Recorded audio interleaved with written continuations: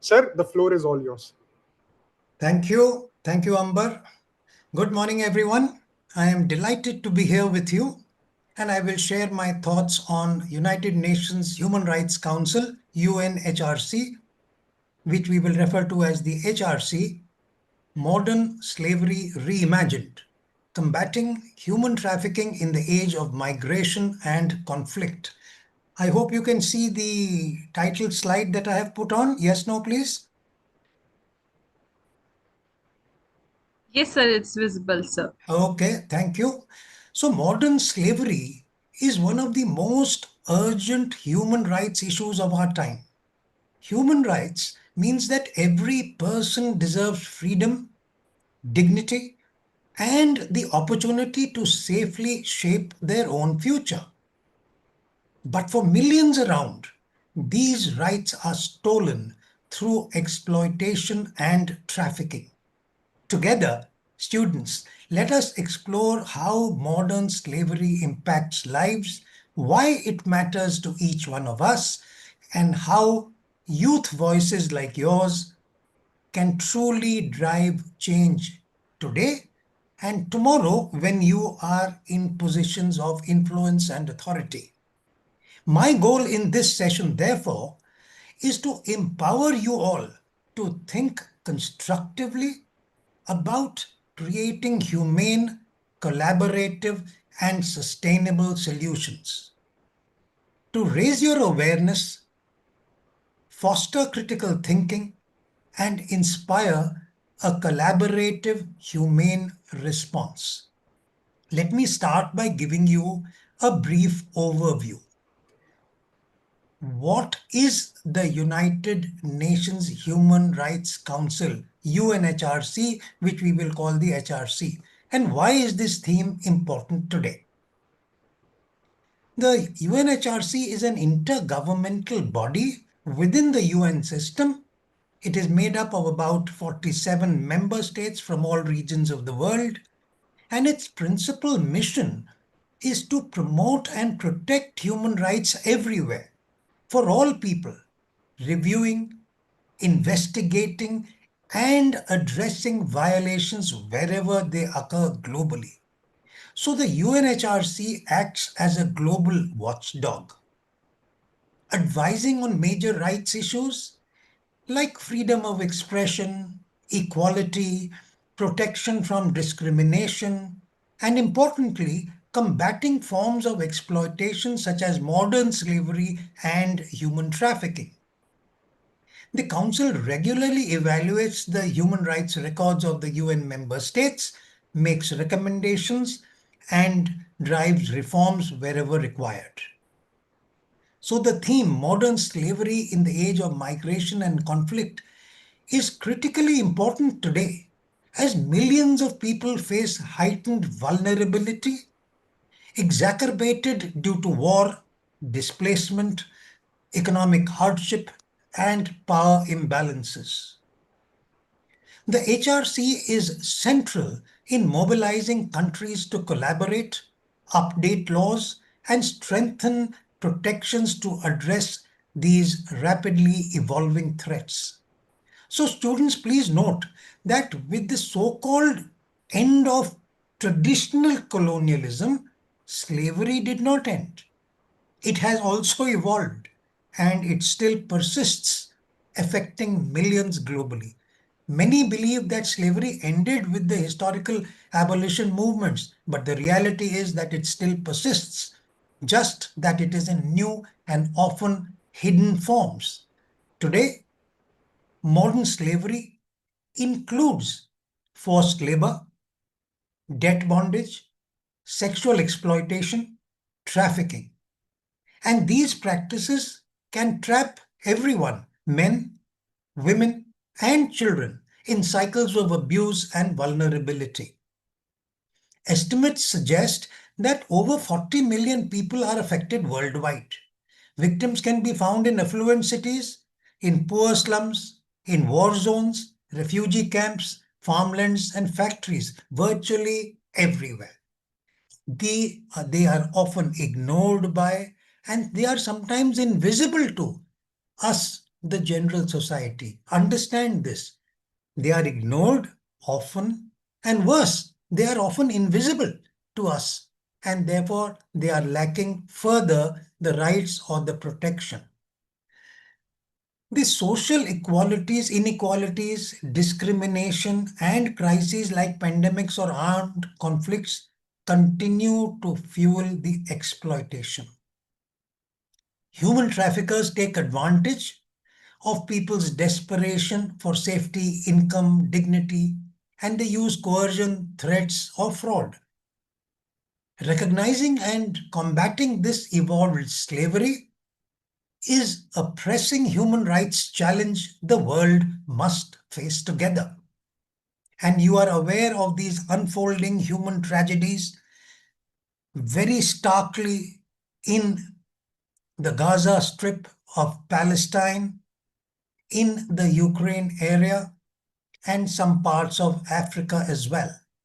So now, since this is your second session, I was told that you had one session which was scheduled on 11th August. I will very briefly touch upon the few points that are in the slide in front of you on the aspects of session one, which is reimagining modern slavery in a globalized world, before I move on to session two, which would be covered by me in detail. And there I will cover the gaps in protection, the rights, responsibility, and the implementation aspects. That is a core issue. But before that, what you would have seen in session one with your domain expert would be aspects which included the fact that modern slavery today involves exploitation for personal or commercial gain through coercion, threats, deceptions, forms that include human trafficking, forced labor, or debt bondage. You put a person in debt, and the person is forever your slave because that person cannot pay back your debt. The second aspect is conflict, displacement, and migration. They create opportunities for traffickers. Any crisis is an opportunity for traffickers because vulnerable people would seek safety and economic stability. Thirdly, social, economic, and gender inequalities make certain groups more vulnerable. So all these inequalities make people more vulnerable to different forms of slavery and exploitation. Crisis situations like pandemics, we saw the COVID, wars, economic downturns, they worsen risks by weakening the support systems and the rule of law.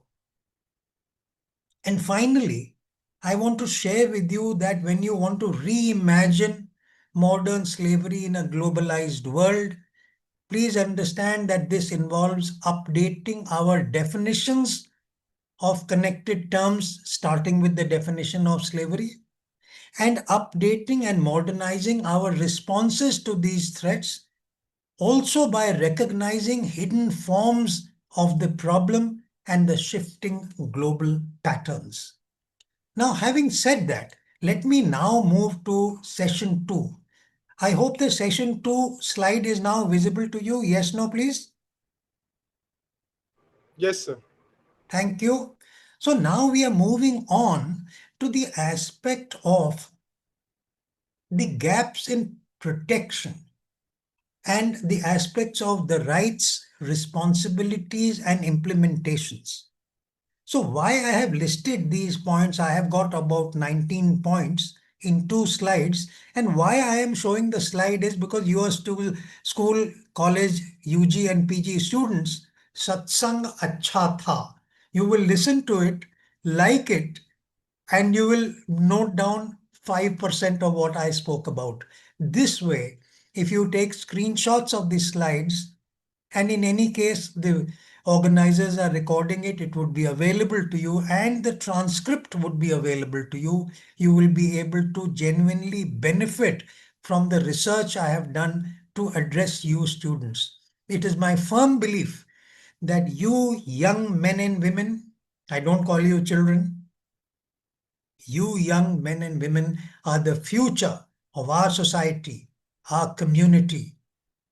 our country and of the world. And therefore, the effort that I have put in putting these things together, I find that if you note them, act on them, it is well worth the effort.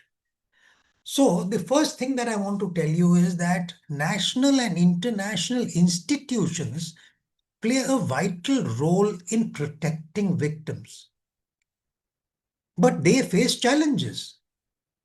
Laws may exist, but the enforcement is generally weak or inconsistent.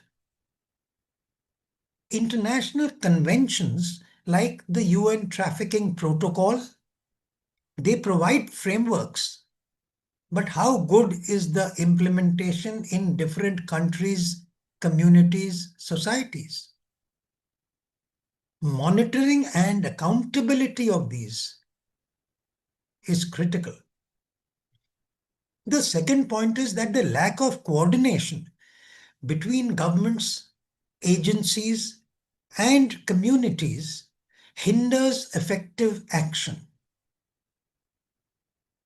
Traffickers exploit border gaps between nations.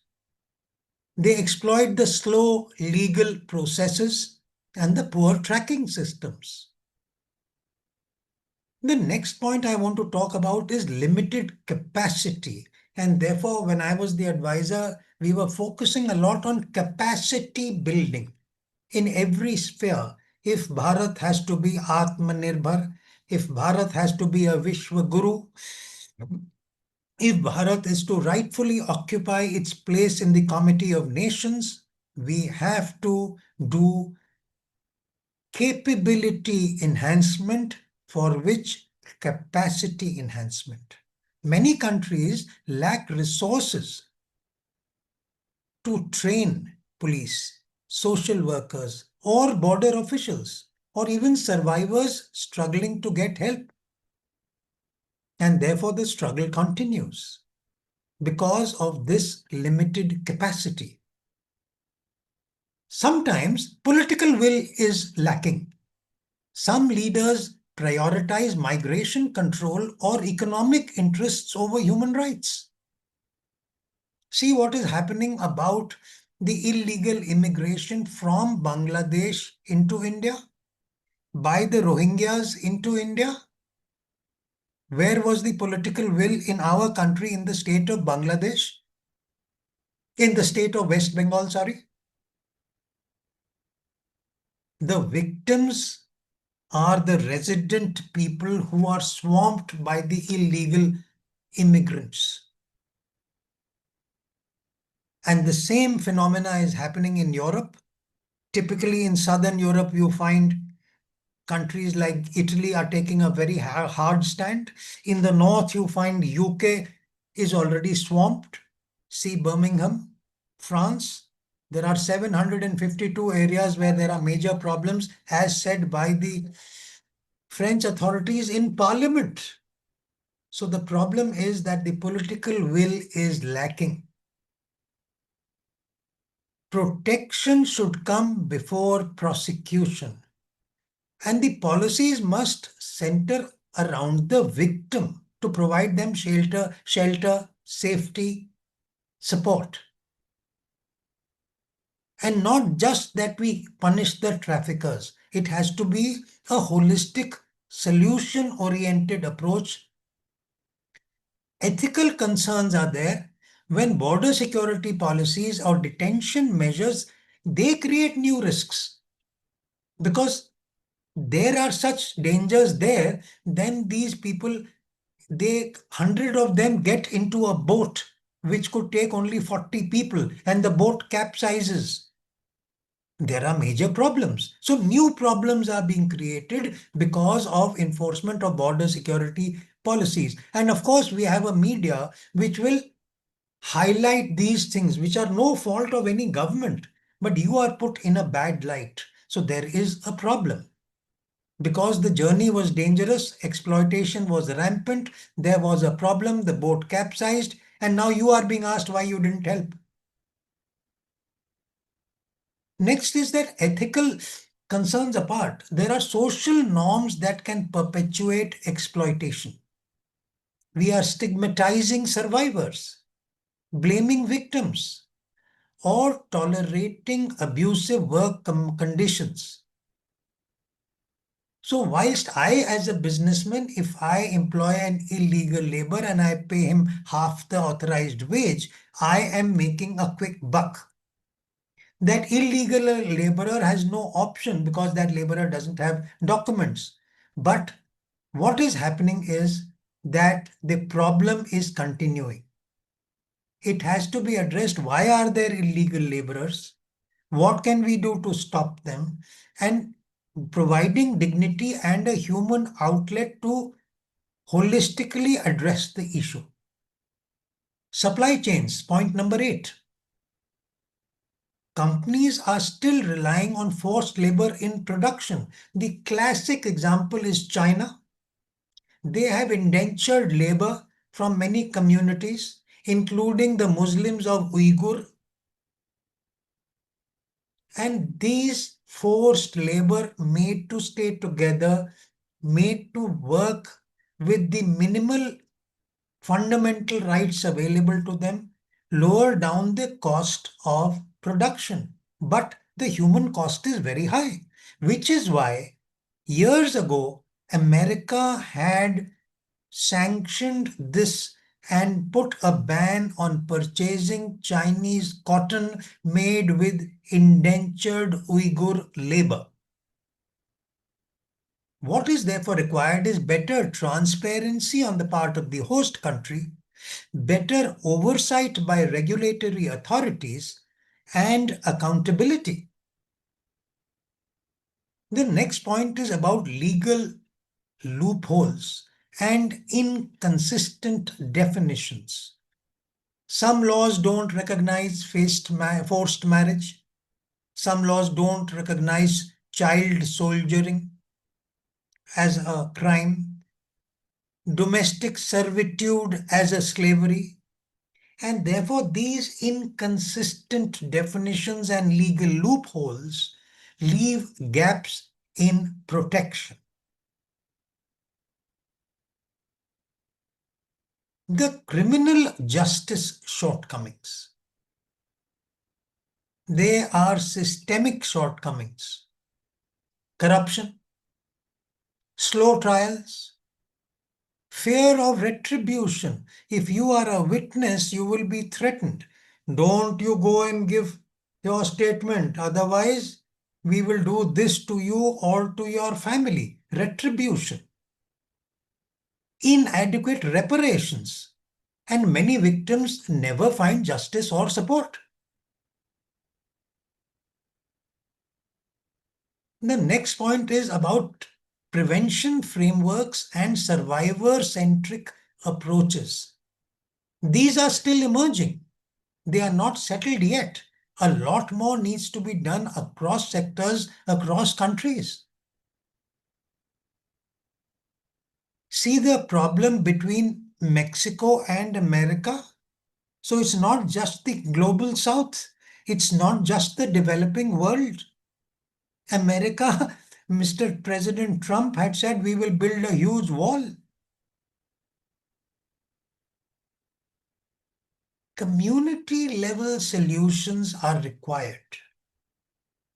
Local leaders, teachers, and you, the youth, can help spot warning signs, inform the relevant authorities, offer protection within the community, and build trust. And therefore, these community local leaders, their role is critical, but then they are under-resourced. They do not have adequate resources in terms of funding, influence, voice to be able to do what they know correctly needs to be done.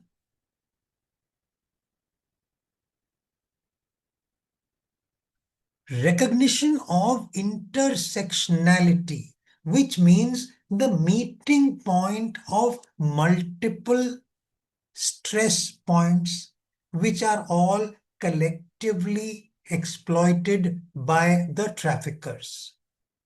Gender, age, disability, ethnic influence, vulnerability.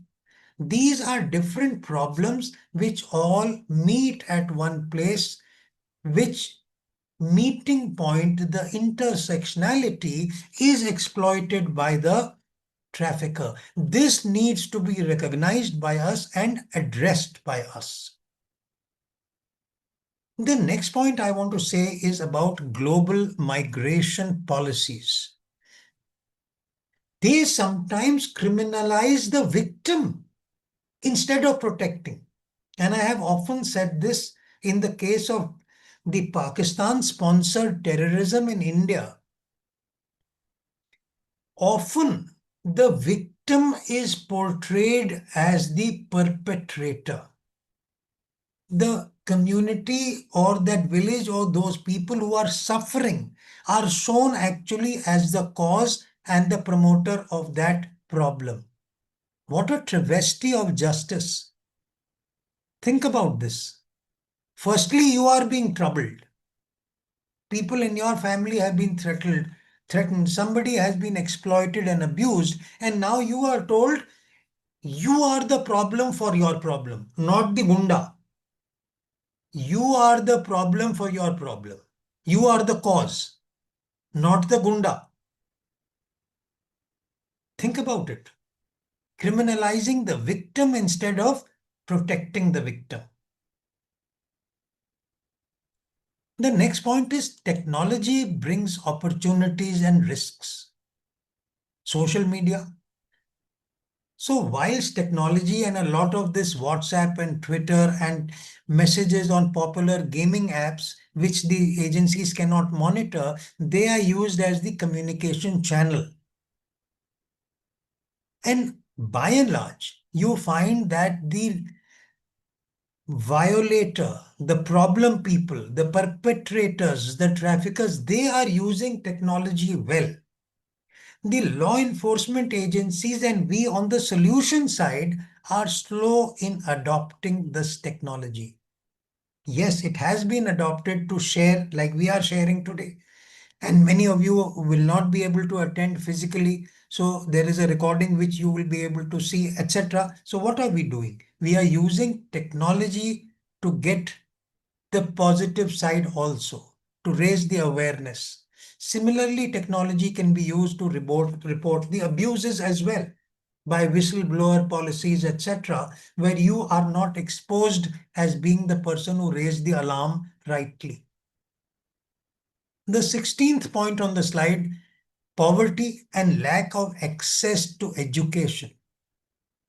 This clearly, repeatedly perpetuates and exacerbates the vulnerability of people.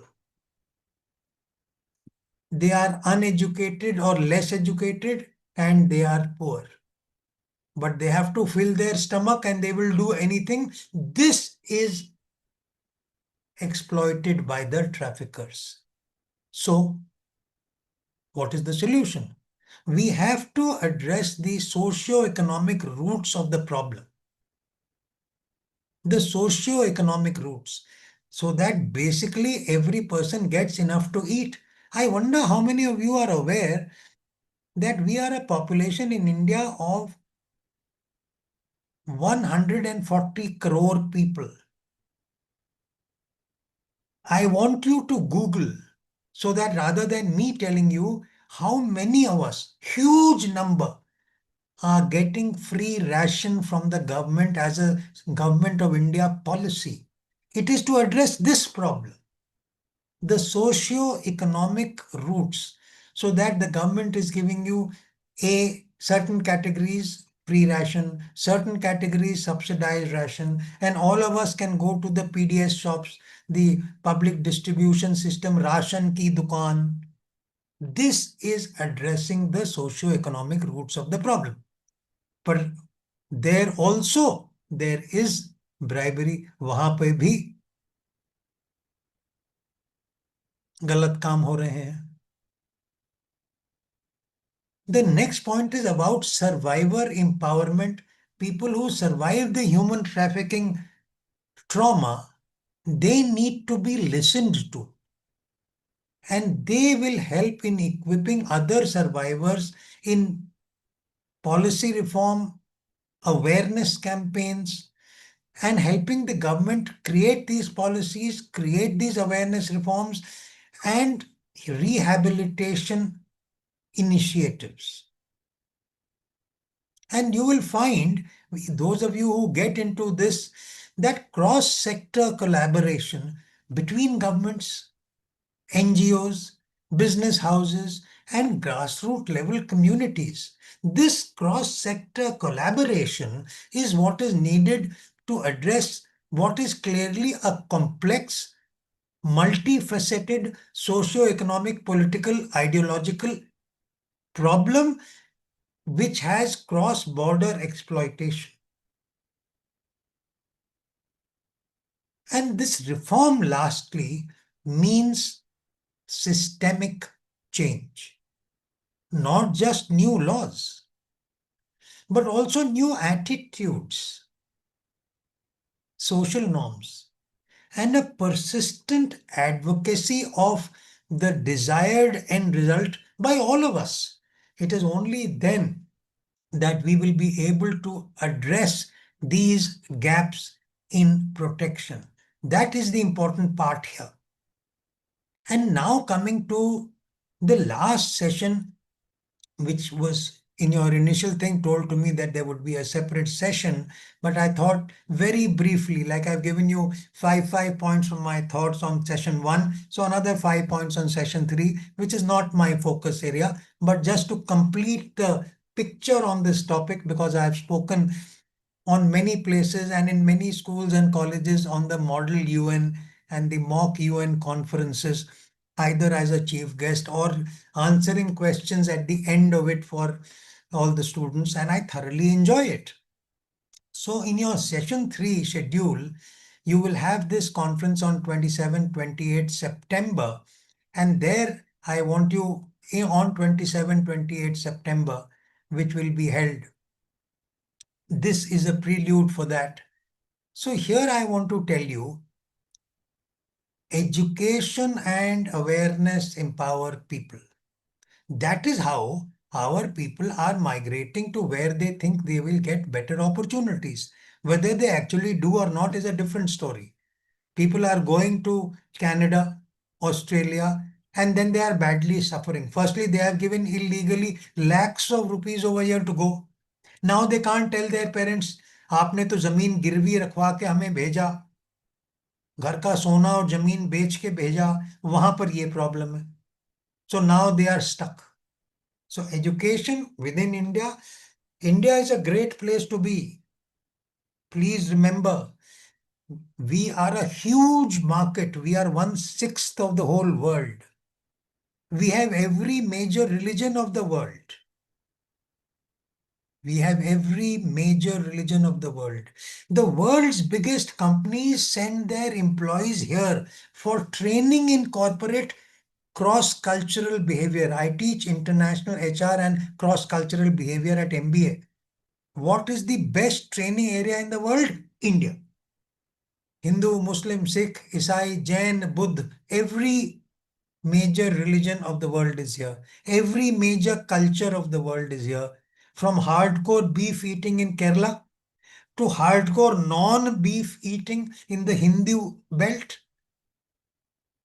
to wearing veshti, that is a dhoti and vest, to wearing suit boot, to touching parents' feet, to hi mom, hi dad. The entire spectrum is in India.